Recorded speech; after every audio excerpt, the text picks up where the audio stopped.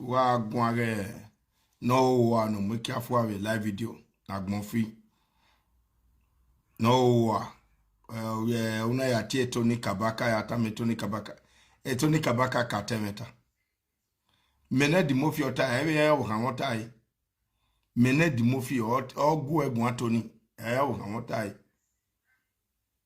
so when I tell me any video ni wan we no ya gun a when waka mo yin wo gbe da so I did go wagun de to wa mo yin wo gbe wa even wa ya gun a so nda wa so wa video ni de ba Tony abiowa we man ya biowa princess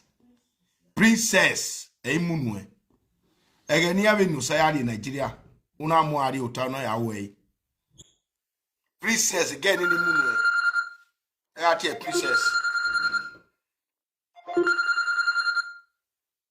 Hello monomo. Hello. The go mo speaker. Ipadomo happy Halloween. We see o monomo. We see. It is live video. We see. It is live video. We see. Okay, I to ya. All right. We see.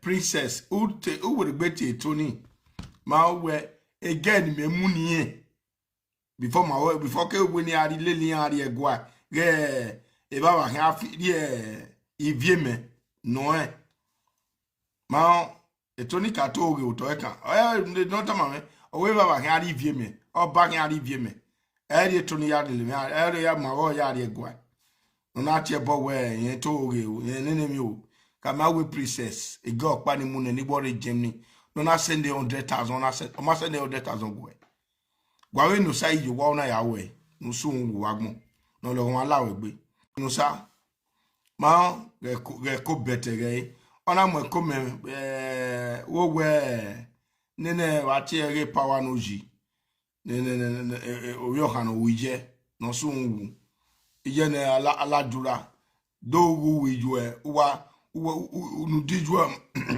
nudijua mari okwo pa bia no ka o pogiva bogino pogisen ebona we do bia na pogisen iju ewe rokorokpa ma won to we ilo bia kiju do lo bia kiju we sen wa do bia ma mi ni wuri ewo mo no wa ache boni je me iri okwo do ko na che boni jo ma nenu dana wa gbado du e go du bio wagbado do go du one wa vaso won wa law hanede lori gay na ru wawe na jo wawe ni mana to Sofia ya rewa me ga do na mo kome edi en oni ama no sa ni la wo ni gbe massage kona ni gbe ode ni mi na gay e party no je de ya wia ya go ena we pe gbuwe ni azu we ya yubo mashe ko ni ya fe ona ti ha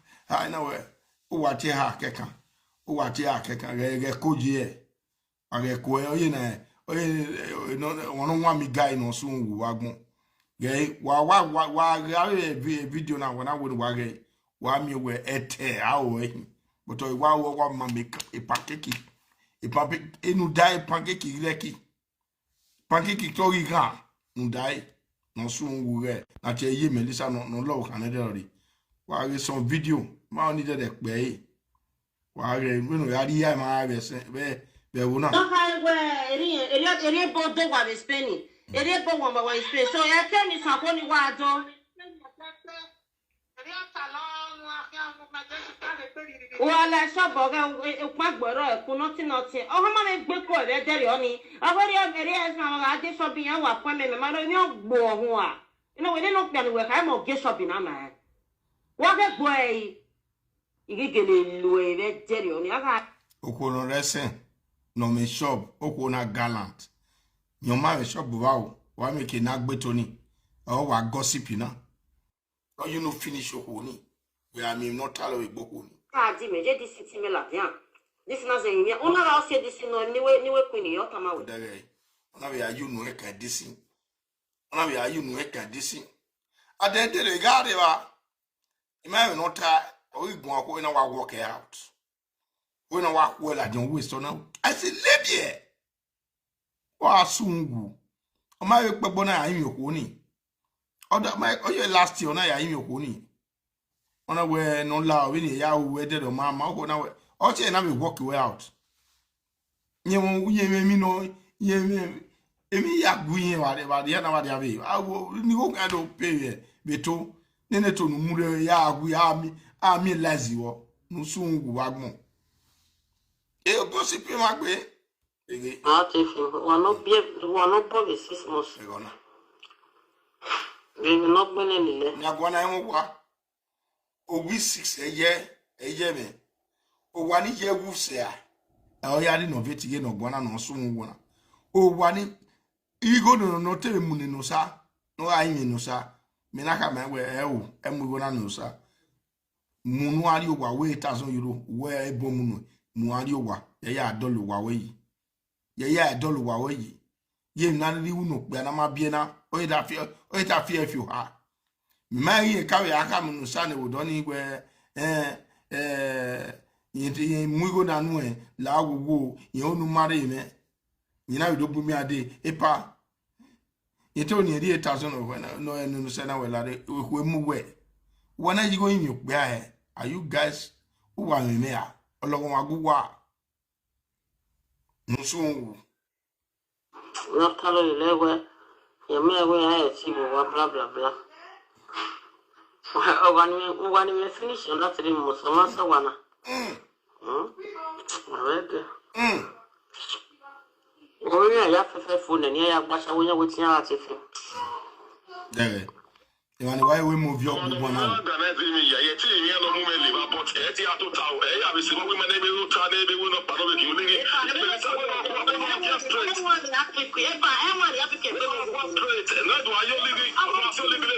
Yeah, Melissa, I walk body around here. I walk out by you there. Where what do you network? Look how can I? Oh, yeah, you can. Gay, oh, yeah, you can. Ipa, uno muya wa. Ipa uno muya wa. Ipa mai sike de.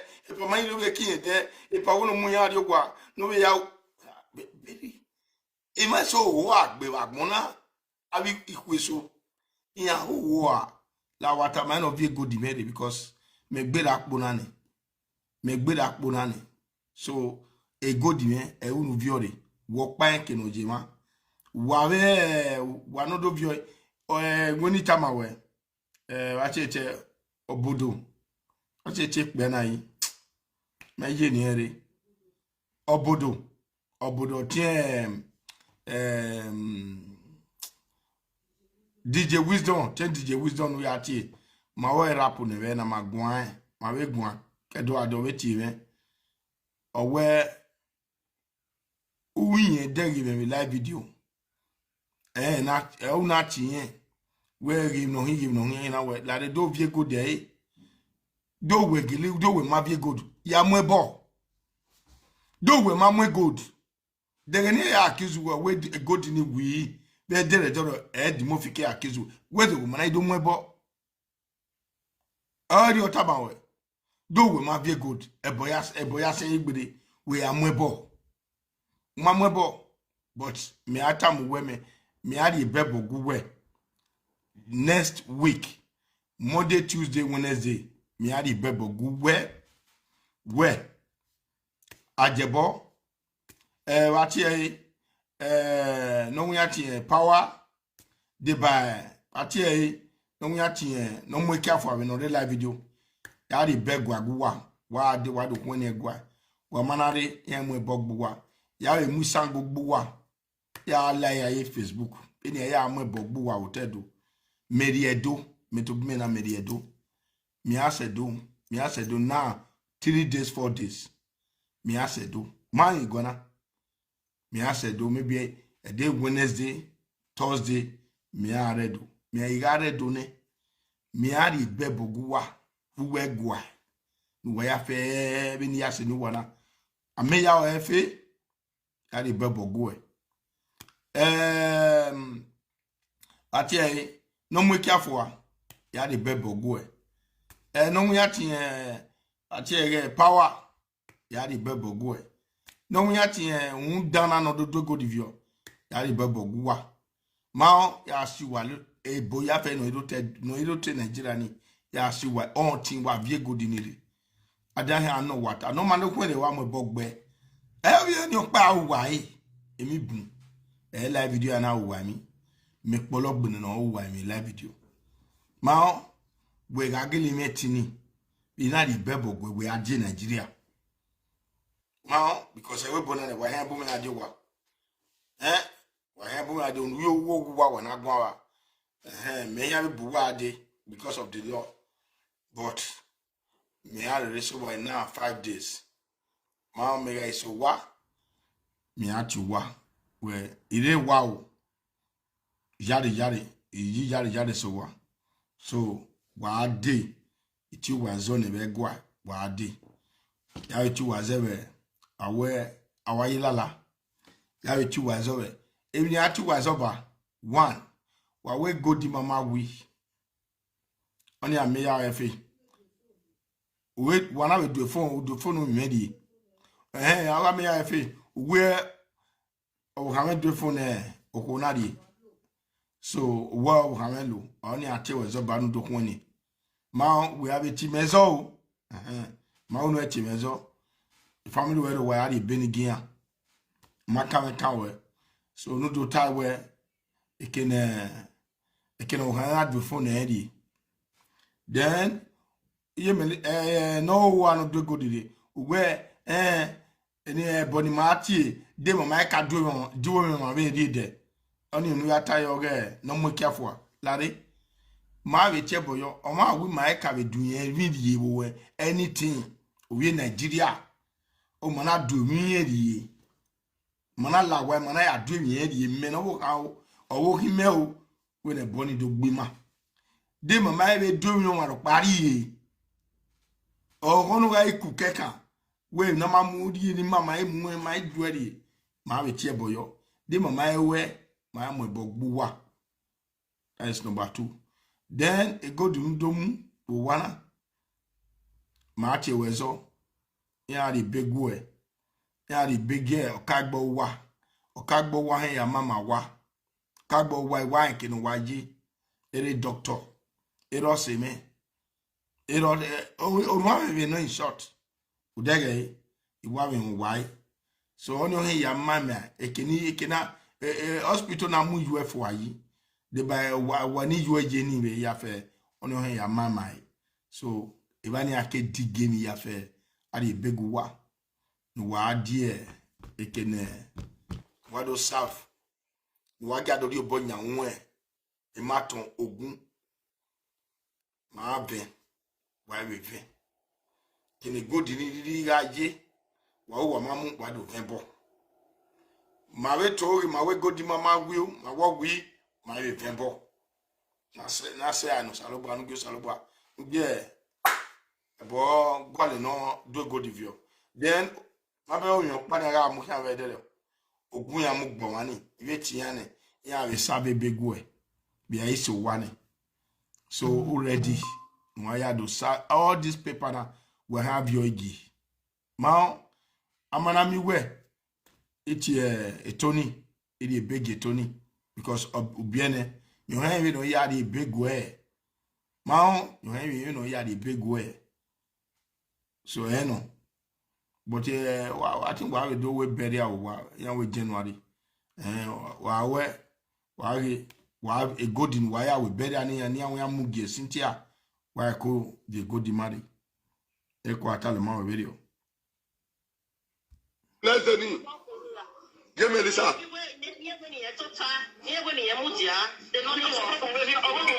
awo ma mu ye ki ani me disappoint we ye Melissa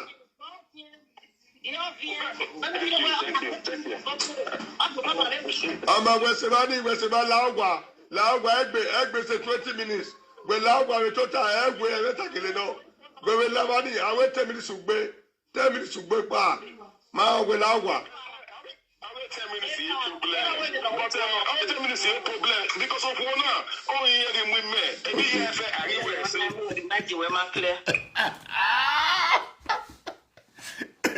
Oji. Ubege. Unusanoga o what bona. O we to wangi mui.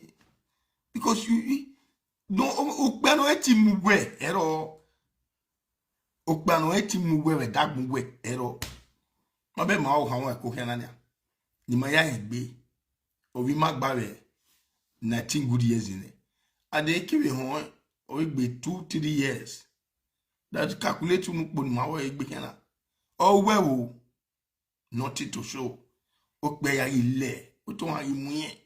Egbe dan yo.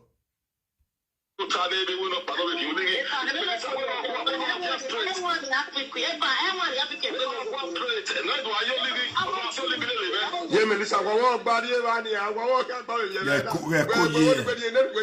Look how can I say Dere ime yita mewe e wori o wi an we do luwie ko wawo gba we luwie we wawo kan gba we luwie because oni wo we to go yan ya ye yin me mi ja wu akara e kan yin ni oyira wa ko yin na ku we eke yi na e don wu e mi safo oyin no ma ku egbedi ah ko so ai wari agbin awa Sabala o. Ye Melissa. Ogo ma mu ye ki ani me disappoint you e. Ye Melissa.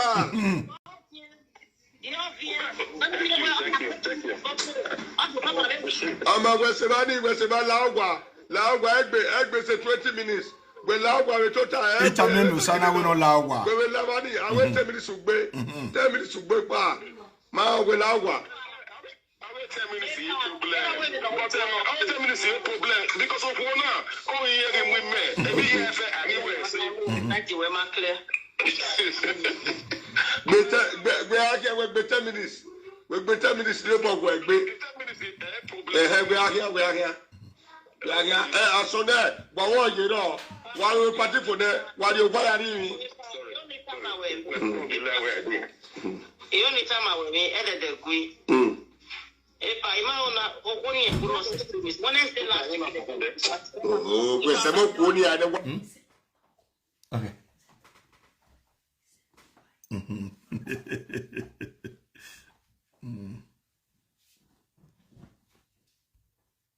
Where you kun una blocking the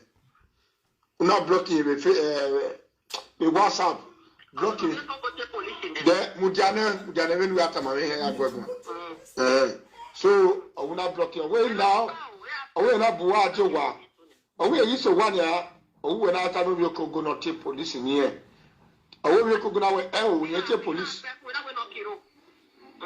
away take police owo go na to bo na do take police Una ga gbeku ari ku gbe e talking ete we wa ho wa ai ku gbe ge no buyero ya awe bo mi na pe ya no ya ka we akara we ya fe ya e ya igba me that what that we bofo una muhe no agu ye igba ri kayo ye na atu ekwa ye na atu ekwa emi no gbo express up ye na kida wa ye igbe ya keke no na face now e ma here use a snapchat here a snapchat yin oye wo yin na e owo so ipare ni erije o egeni erije o egeni na disappoint e regeni owe almost 3,500 owe ya pay no owe go the ends go the 5,000 euro ne owe na 8,000 euro so talama wa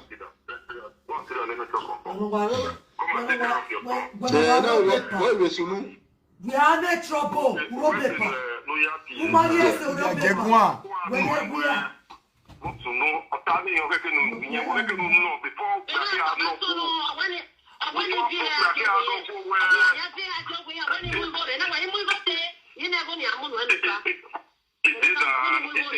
no sa gbe sa gwan e no sa gwan e we je gwan e do e gbere line we adam yo okay before it we know which is not true okay to say no we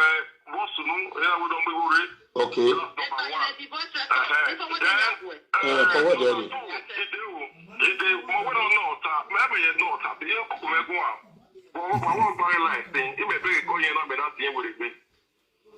Number one, she have been doing this every time on the after rise Okuna be a man, they have my hand, they all do the quick get away. If I walk on you, the one on the measure,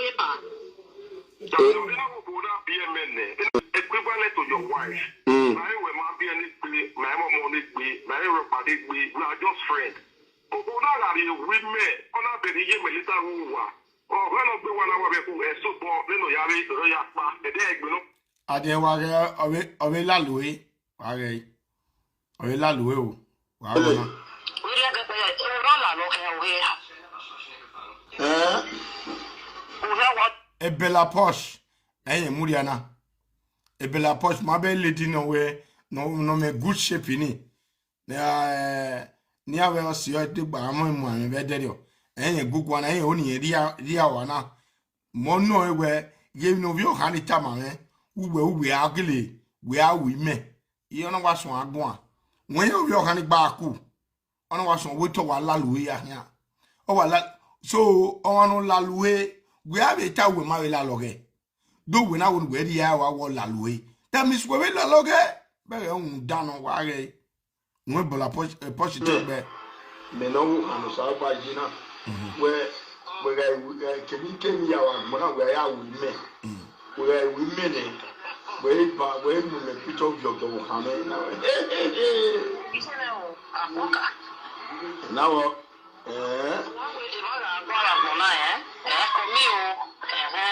forget your social media. Omaga agwa kona uge minota uge ido again we 1 million yeah awa no kini watamawe abi ko me wo le kan ya gi kuni owe ya ola lo kan o wo ge no mo be gbogbo me we dey address here dele we dey get o la lo kan owe uwe wa da so le tada fo ye owe you le ya ka we jo ya la lo ni owe ge ni la lo kan e be ni no and the family na go e do mo jo ya gbegbe adia opo ejo ware opo da fo iware we ka se dere na ze ti reti we de we 2 weeks in yaro na and we ya ni te ya reti we ye mo no wane ela we normally mo do ma me do ajo o ma ga re ba be di boy ti me o beto re asere maybe me no ma ya re la jangwa be ka bo be ya o ma ma re we ni ga igwa se ya ni ga igwa ni body matter wa sun wu agbon we bo la poche to gbo we bo la poche to gbo all destroy ko ya all destroy all of the young go yes he have been telling me that I should leave my husband ni ma bi la when oro de muri ko ere fake life blicky oh so fake life am ye wo mo ba be na akwe o ya gbi la be fi omo go ola luwe akwa ero ya gbi la eto ni gba va mi wo mo igbe afefe ru elele no te bu gba no mero e parwe ya ti e bola mo ge no mo ki afuwa ya mo be u ke go se pa o ma mari e kya yo u do ti pa o ka ma u ese u do ti pa u mari e ba ese u do ti pa u mari ese u do ti pa enu na che me pa ma wo ki o ba hin le o o je gbe o ke pa e ba o we ki o ba wa sun wa gbon ile gere lo ko ame because mo we phone we iku we ne e pa na ya mo phone we because you talk me go is ya na no ya awona do mo ji we ri emi ni ke ya gbegbe aga o na we ma o ni stay yowa okay no we dey do mo no dey no dey have mo use school when ni get you na we e o ti na na because e be ni a e beauty we na o go sa lo ba se go to dey na you na na wa be na ko se ni ya igwa ni no wa ri ya ri e we boya almost eri ori apa ogbona na ya na to ogbona na se do ti ma ni mure ogbona ana se to opia igugu kana la ogbona na se to but the delay now the part become your boss enemy ubege we don't do it go to the floor it become your boss enemy thank God the record oya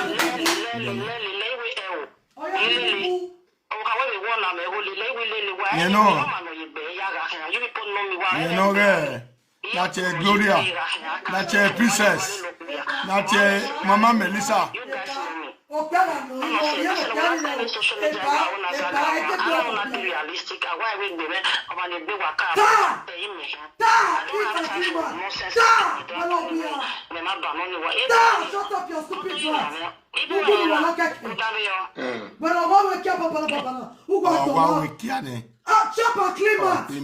Sharp and Clement. Oh, what we can.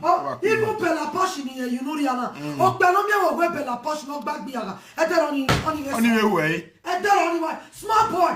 And then on the some way. When I am a Via Obumbi. Obumbi. Yemau near Bangariva. And I will kiss this where Mau wait to wire. Yes. And I come here, Melissa, where okay, no, here just a zero, but we a Mau not comply. Then she have to sit at home. We comply, you know, when so that you know, okay.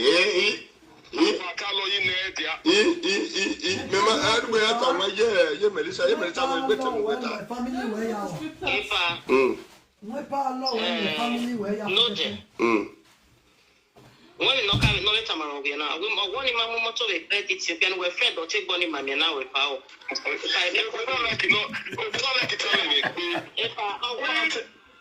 Away credit or that, a credit. I motor no fin away credit, you know. Away credit, you know, where Ogo Waji, Ogi, 419 no soft finish, eh? What that? Eh, where? Yeah, baby, was again, Mount, when you walk, Amy Bumby, no, what damn it, or wagay, a toy for kitty,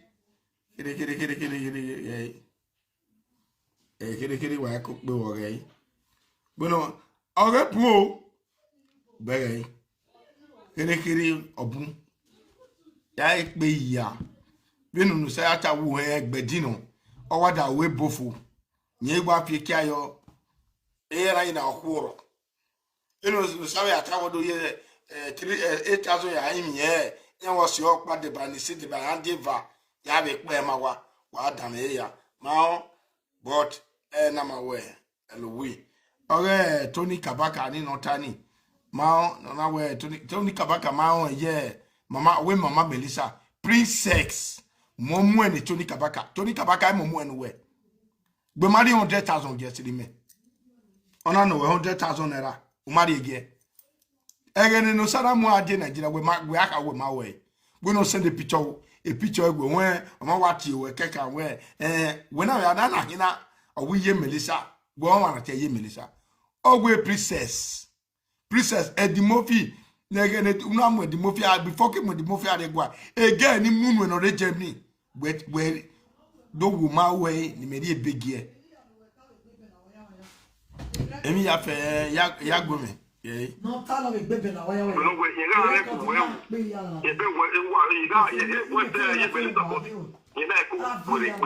record emi agba abo agba we sisi bebe ni be dance iku we for we u get be okowe una do not of you una ko do e bete gbe okowe e to ni to ro ma e to ni kato Etoni no where or back here, if me, de Tony Matawo no la diano tieboyo. No la ya tie Tony. E Tony bu ya we ote, e le lock ya ke jemi adewa. Una mori ote, o no bi wa we ote. Tony Motai. Tony Kabaka, Motai. La diano tiebome. Una tie Motai. But the ma ko. Say I tiebone. But the ma ko. Say I. Egbe oku we. Ona ye gwale mi na gbe. Aya gwale mi ori awu. Aya kwale no ya u ne buemu Tony o we ile ti ebo Tony Motai oda fi me na o be mu enu Momo princess no o be mu e princess no eye Melissa oyi princess ona mo na ti osan yede lori go na wa nugbari 200,000 na ona gyo yere o ye no ona gyo sayende gie Tony Kabaka Tony Kabaka na 200,000 no ye no 200,000 200,000 okay ori ene begani e poi non do de gyo pa no gie o ye no diore no do mi we 200,000 makana deti me nugbari 200,000 They win it to Kana. No not yet, but Mubebe. No, I am we and I should. say, I ain't no Echabone. No, I am we and I should. Who is afraid of you? Echabone. Oh, but it's not people who very go over here. On a can we book your year, but we are dead. Go and be a Maria. Is she a Marigonia? Is she going to have a boyfriend here? 200 times. A boy little very gonna. Is she or a princess? To buy dog what? Is she a princess? I want to hotel turn away. Nigeria no way now. I think it's poor in Nigeria. Yes. I'm going to say you turn away. Wait, Tony. Even what I'm saying today, even no sir is aware. No sir is aware. Any year seeing in the sana swear. You don't know say no sana when you hear When they for campaign. On our him. When they for campaign. A Tony to again. Tony, well, okay, Tony, wait, we got a 200,000. Not give here. Not only with 200,000. You get a unari and over Oviani Osayade, I'm not piano. Okay, no one. Is that boy now, he's 32 years. I'll be 33 years. And the day I have one walk bay. Already, Mamma T, Okonuvi Bay no. Already, not only if you have a Mamma T Ovokan. Already, you ain't an army. And I'm here, whom you wait a defia or what? And the novelty, Mamma T. Ovokan, get toy. I had him off your moon. Look out to us, yo, in Nigeria. I don't know what we are there. I bet so piano I day. I tell me, or like I don't hear any. Idiota, where Rabio, where in there, a Tony, I want to be where I say 10 years, Tony.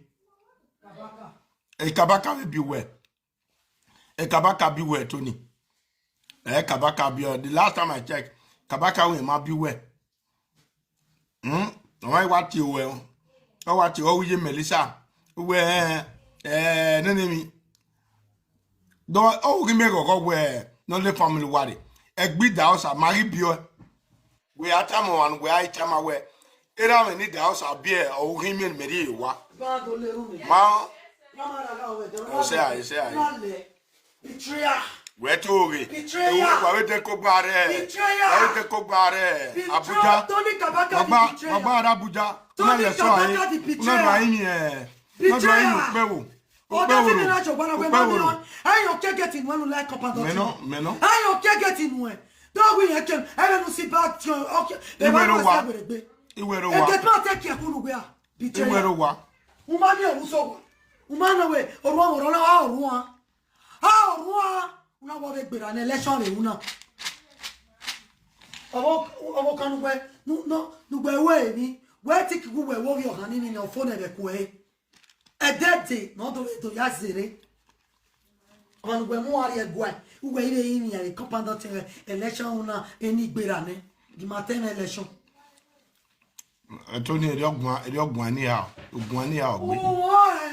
Princess, you didn't even know this Mama Belisa. He a princess or any. Princess or any Okonoga Anyan, where via picture gue, via Akarague. Princess from Germany. Matana. Take care of your tongue. 2018. And then 2018, Matana. Everyone has seen. Number one, who had no where not to know.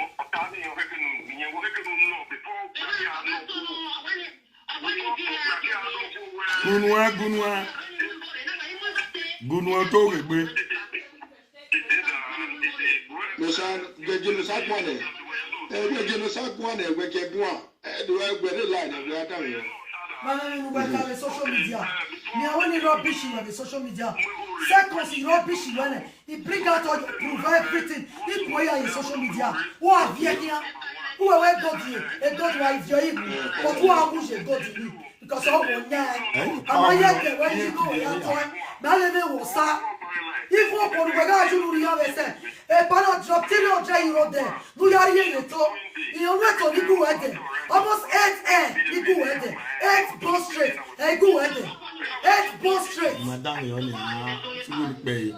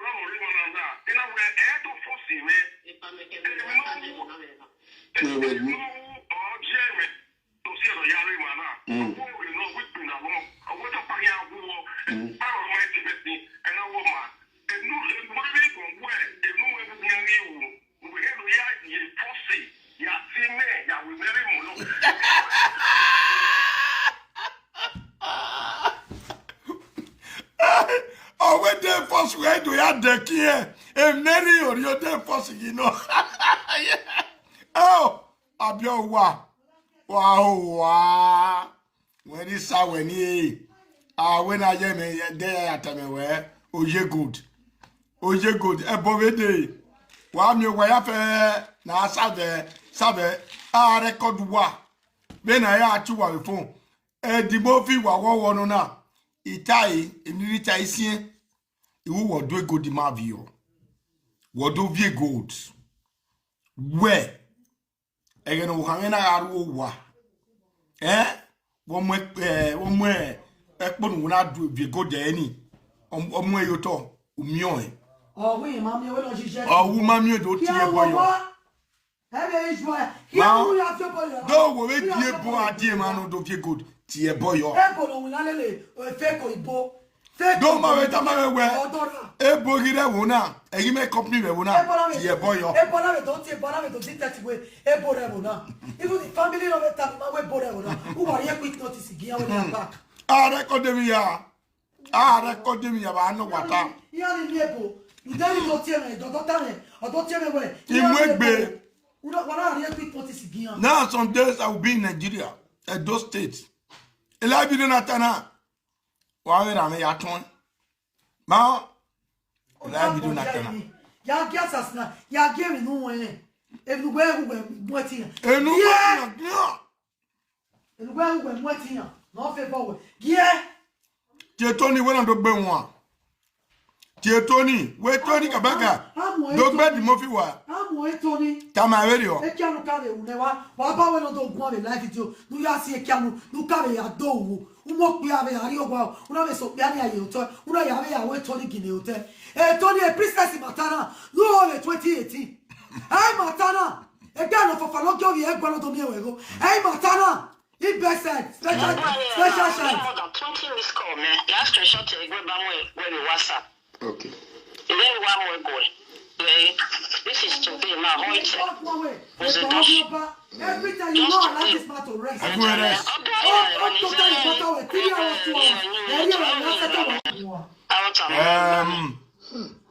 Live video presenters.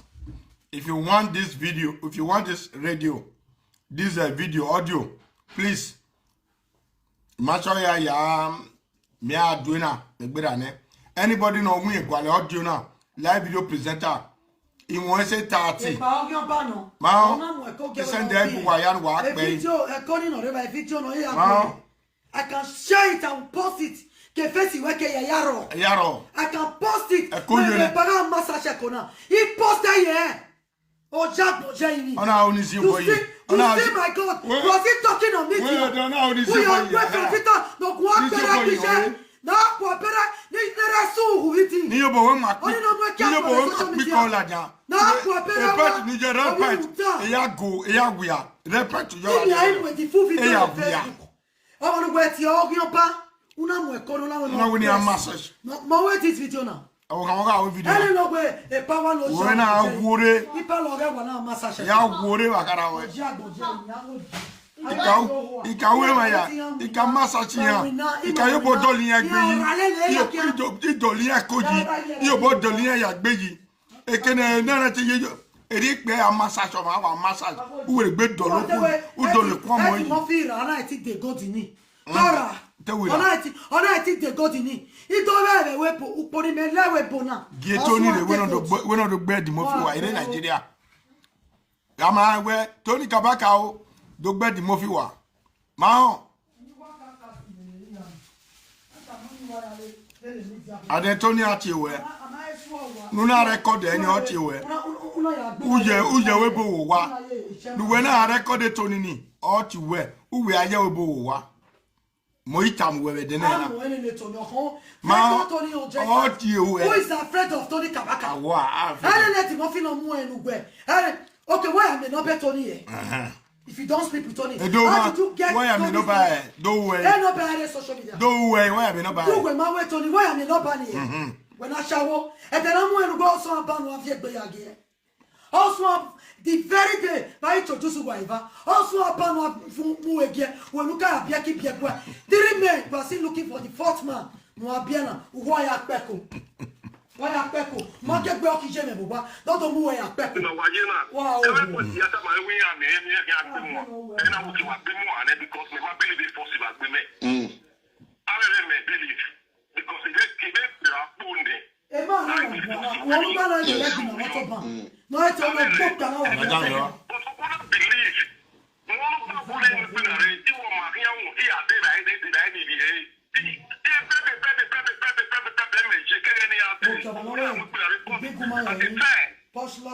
Dagay. Oh yeah, there I know it any be. Oh, we take bawa we na. No we post loss woman. Oh, a man no sama. Ore mo ene. Wa down yo. That's one way. O bog be we na bog be. But build this Dutchland. Do we will ye pay people buy a copy of Parliament. Share the video. Share. Yeah, tell me on. Best people na ya mi go. Who will copy of pa? E dura no no aje. Ona no.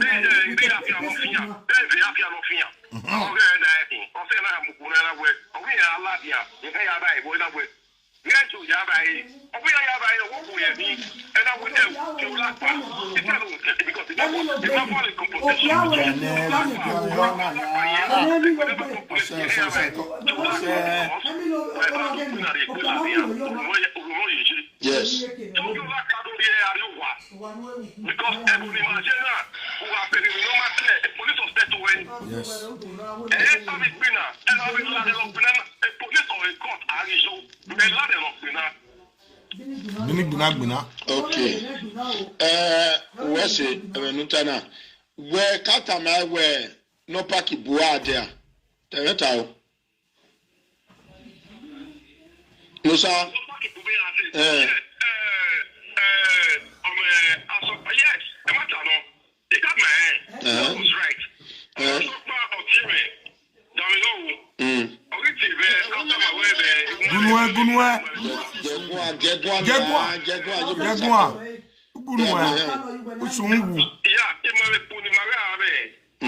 Understand the law. So we where if no one solve the solution ni ma ba wa mu ke ni ma wa solve problem na ya. Okay. And I was just one what I was what see we work in the not damn no monitor. So on our way in man we be. There is a better that on a BBA we can't keep in ya body on a BBA. So on our way in because road money you can't do one with so on a here my way today. And I will have man. And I will in my nobody I really work. You are no one I really work to that so on the baby. Or it's the one I talk to me. We are back into what we taxi at this. And come anywhere. No way up to you. We make me we have more to work with a CRP. You know where we are needing. No, you know where you see a Mataraya and a woman. We made a good way. We have set to a group to Paria at the December and the January. And I will get it out in my kila ikuna na we meti gadi to go. Dere. Ikbe vara we kugbe. Ewe ikbe va ya bun. Yeti o eno sata ma we. Yeti ade to go. Okbe awe bi awe awa. Yes. At the end of the day, everyday life. So it's not but most of you now in the Gunwa o boy. Gunwa osun wagbon gekwe. Ekwe ya no nwa mi bi. Ah no dia no nwa mi guy. Geko wa wo so ozegbe ozedi roba o wa se kikeko oya gba kwedo etun o e oye na ogu o pretend ile ya wa go no keko wa reko wa ya le ko digba me wo wa we ma so ipolo we ameku yen iyize yo bobi eko ina iga egwetu na we eku we woro pa yema yen te we so diwe ya no ma ye gba IPPL in a car where IPPL. The mom ina wata me na we ari olode ya ga no because we do ya tota ona wa na ya o ipa we ari because me we ye ya oya ball ni sane ipa mi ari olode ya ga o The police in Nigeria. We get one for Nany. Aware, you know, you tell me where you want to go down here. Over there, want to get one for there. Ah, I didn't know my way.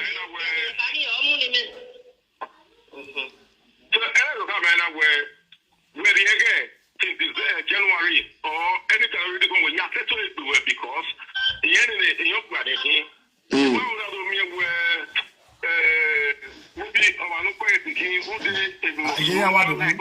Yeah, the moon.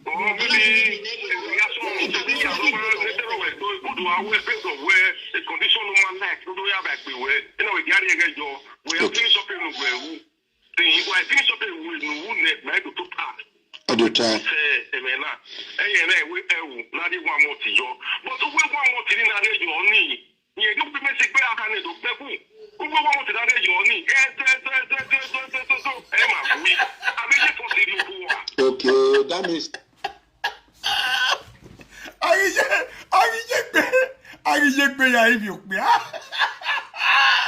Shame on you.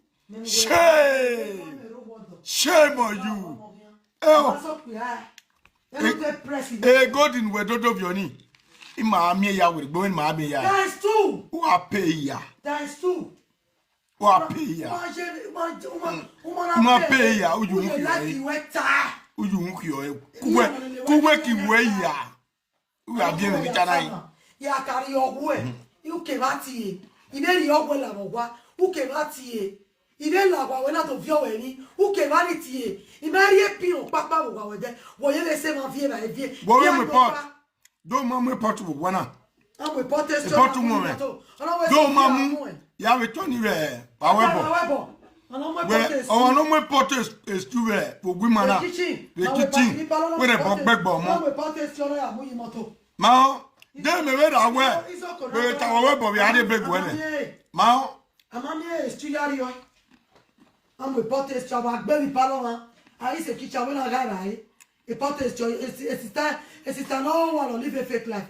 I am reported to you will put in the motto. I don't I was I know that. We Yeah. One in my calade. Name report one more. You may say one more pot. I just said go do. Mona ask how I take the said go. Damn,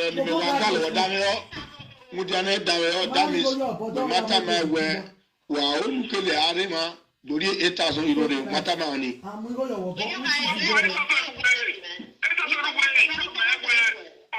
Gunwa.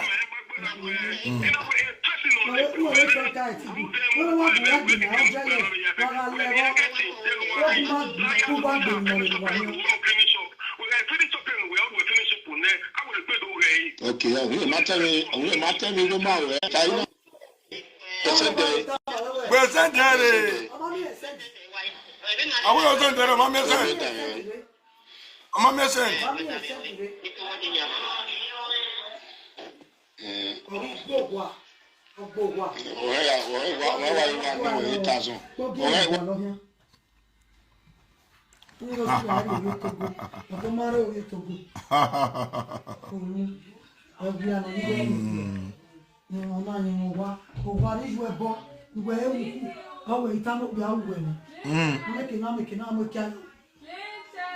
Princess.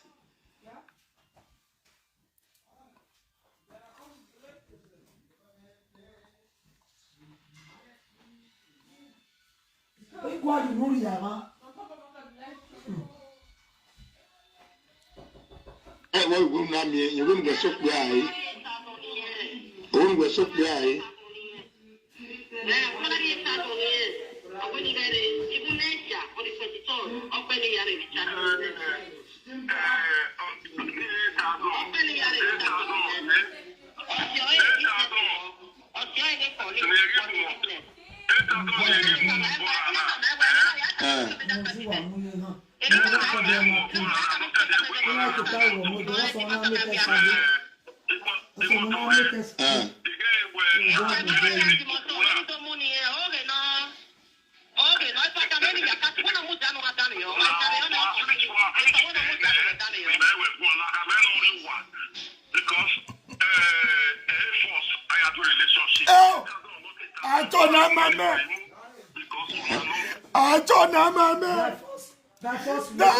Oh, when you come on, what you wow? Oh, we are with you now. What Boa? Oh, when you come on, what you wow? For say relationship. Oh, you are a disgrace. He went on me, disgrace. He went on me, disgrace. He went on me, disgrace. Where? Disgrace. Shakara, disgrace. He went away. Like mother like that. Me was saying, oh, who I have me where do I you go? For our he gave me a woman say, or said I could go back and ye. Oh, and what Diana? Oh, Buba. My sweetheart, my love, sweetie potato. Only mumu. Mama came order for share. Mavi, you want you say marriage ni. What is that man? Epa do pa me. Any ma ogun ba. Ya ye wa ma. Ikulu wa wa do ate. Ogun ba na. Ogun ba ya gbogun ba. Ogun ba ya gbogun ba.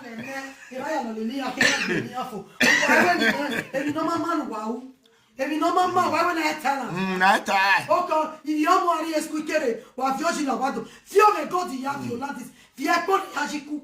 Wa we wa egwe ni lawa. Ojo ba je.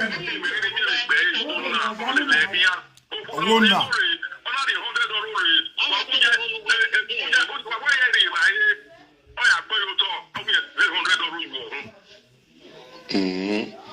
But okay, 400 euro ni again when I don't little way in na where the bed na where the bed. Okay. Okay. So I want to give you. We can't expand on tell you no. Expand on you know. Oh my dear, 100,000 euro. 100 million of piano. Na yeta weto ekaya o. We soon. Na betalati ni gwa we money. To win the time with John Sagan. I get bisu wa balata ba. Wa John Sagan to win money. Ya the bebo gwe. Do matter man ni with John Sagan we. We John Sagan gbe na gwe. Oga do we. Wa biene. Do matter man. When a boy ya fe no rotagbona. We don't name na di mofi. But o tama Pichu kwa eba wero. Flash keka. They don't use so send them when flash. Oh, John Sagiri wa. Atewo ono we okono degbe no. Ogwe ye na okono degbe. Ogwe ye na okono degbe.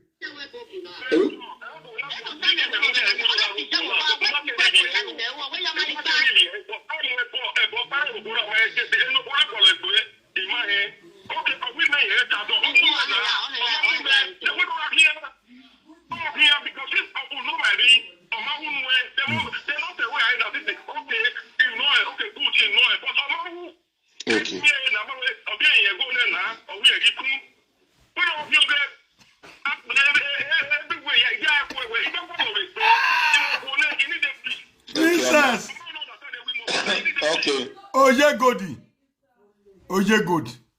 Oye we oye good. Oye Mila. Oye Zenofwa. Oye Potesu. Oye small stout. Wa kekwa. Enu dovyo wimawa. Unwome. One. They buy gold. Emi vani viore. Emma. Mama need unwome o. My vai. Mao. My vai mana. My vai ji ma le vai ke ma vai vai. O wana even the man ya allow no we marry vai wo. O ni. So number 2, a good man no way. A good osie na ya fere. The good marry. Wo gibu no winale. Ebu no winale le gba ni boyfriend we no so nwu onu na. Dana no so nwu ni gbe ma ho. No yu won e bi ekwo yin. No nene bu no lo wan de lori ewo. Imi one. E bu no lo wan de lori. E bu na ya bi mo la dia. E bu na no lo wan de no gun agbe. Owo e bu na no ji. O jagmo ye mi. E boss e odora be ma. E boss e no we. O we to kan no. E boss gbe na odora wa. So I want to be a good marry. Ebona mi wana because nyo gie e boss ni no munalele the bound dana ajo wima. Aye. You're welcome. Yeah, gie ade. My baby ni there. Mami o. Sure. O mi o. E ya de wa. Very far.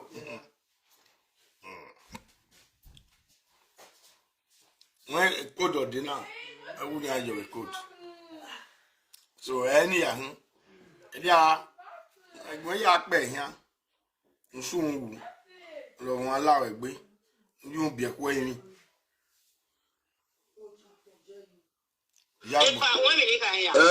Ogoni Enosatawa. Elko Mumoto credit to there at Denway. Omo credit. Omo credit. Enosawa do tami ma. Wait amo credit. Nyena do a confuse me. We pa. Epa. Tami no sa. Again, when aku. Onwe mudiane as a father. Na mudiane ya. When meoni ano wa otoku. Oni ya diana wa dia me ma no ma otoku. Cause on ti otoku me. Maybe could on we hot okay. So because of that, minati amudiane me ma we down ojagbo jemi. Ojagbo jemi wa one of your good marry. Or of your good marry makan. No gbije. No gbije we no ka gbije na. Ni ya hu la emi. Ni ya hu la emi. Usenda egu mene a.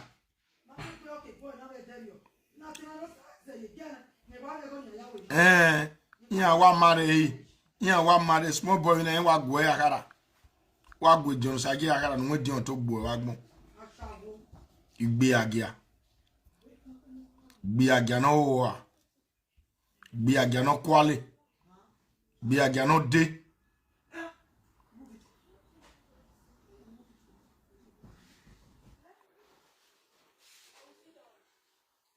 Padła najwyższa główna wygrana.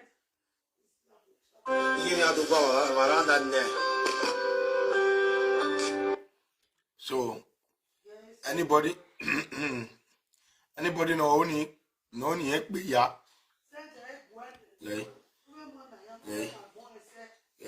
Gwale John Sagi gay. Gwale John Sagi we no do we ni mu ani e. Ona wa mi no ba. We wa mu John Sagi ni gay. Epa wa wona me pa John Sagi yen ti wa mu epa igo ne bo wa mu ni awa yen wa ya kun John Sagi yen wa ya ne John Sagi do wa woni mu e John Sagi lai won na mu e lai do ma ya go ye phone warrior ni ona send me ya gioni ya ye phone warrior ni send me ya gie send me go di na mo igo me go jina go jina go di huja ona aba send me no John Sagi to gbe o send go gie the WhatsApp Ma get be okay. It's on the side give. I share who. Biaga no wa. Edion ti na. Iye do mo fun. Yeah, palo e wala na mi. Wala mi o ni ata. Igbo efi.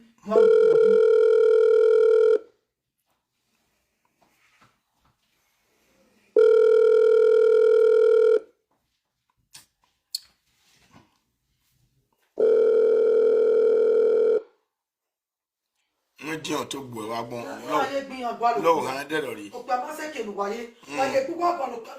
O pa ni wáyé mu go ko lo pe gba to aso. Adu aso. Ya go e pa o. Ya me go. No ni ko me.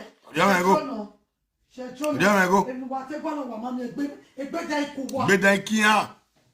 Agiwe ye go gba lo pe han. Wa do ate. Okay, je Melissa. Adawe. Ego no kuna win lo nu e. Ota Olugo ne o, ma lugo ne o. me. Ira gbe na No le. we so ba jina. We tell ya wa mo na we ya we me. We me ne. We mu me picture of your go come na. Now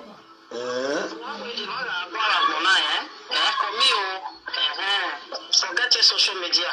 Omaga agwa akona uge nota, uge edo. Again we wa me yeah. Ama no kendi wa kama we. Abi ku me wo le dika na ni. Ngona gwa. We ya kesikia. Ale le mi jawo le happy. We ya ke no la lo ke we. Wala lo. Wala la tu beto ya lu. Wala ti ku e. Where ti bebo do wa laluwe bela. Ulele ne se ota fi me. Again na. Do we won ma laluwe bela. We do che boyo we na we re le la ya. We do bebo yo. Me ikue, bene ki ari ne se. Iwe ye Melissa not wala limo e.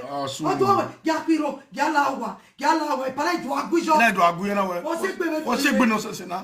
Wa na go mo do akegbe yo wa. Agua kironi. E wa na me go. We jo ya na lo. We ke ni la lo ke e le ni no. Ando da fama na go e do mo jo ya gbigbe adia, opo e jo ware. Opo da fo iware bi ke. Onwe bela to gbo e. Tu wi yaro na and we ye ni te yare ti. Onwe bela to gbo e. Nege kya ke wu.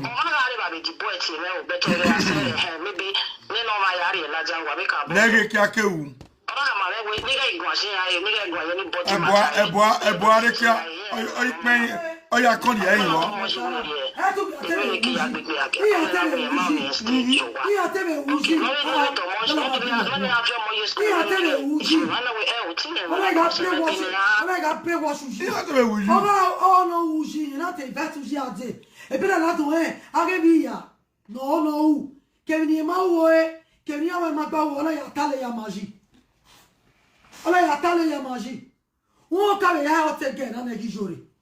Che di giorno ma un giorno non lo voto e lo ya te aria I giorno wa ma da fon e be ni oni na ya mu go yo kan ona ta me I lo fo ki na ogosa lo gba se ko to te na yere e la wa be gbe na ko se mi ya no ke gbe no ko ni ere no mi ya ni wa o ni ya fe it's so disgusting ona we be no fe body te we la lo ka do me to me ni mari gun ya do la ni mo e la wo go me ne na ya ta le rubbish. I understand. Wahala no ke again. So when I was over to me, if I remember the way do affect me life no man, I have not seen that. So I Oye Melissa ibi ala lo ya o. Ikpe ya lenu ene. Gbe ku na obikpe a, we bi ala lo. Princess. Wa wi me. responsible person really making an you have no silly alawa no ya ni wa ni